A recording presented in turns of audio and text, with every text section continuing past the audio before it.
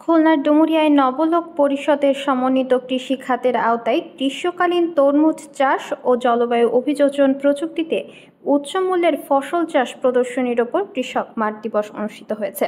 খুলনা নবলোক পরিষদের বাস্তবায়নে ও পল্লী কর্ম সহায়ক ফাউন্ডেশনের অর্থায়নে 23 সেপ্টেম্বর সোমবার বিকেলে কুলবাড়িয়া বরাতিয়া গ্রামে প্রায় শতাধিক কৃষকের উপস্থিতিতে এ মাঠ দিবস অনুষ্ঠিত হয়।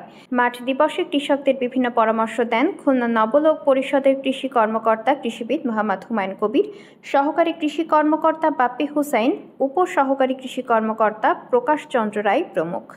অনুষ্ঠানে বক্তারা জানান, জলবায়ু পরিবর্তনের ফলে অভিযোজন কৌশল হিসেবে লবণাক্ত জমিতে বা ঘেরে মিনি পুকুরের সাহায্যে একই জমিতে সবজি, মাছ ও অন্যান্য ফসল একসাথে অত্যন্ত লাভজনকভাবে উৎপাদন করা যায়।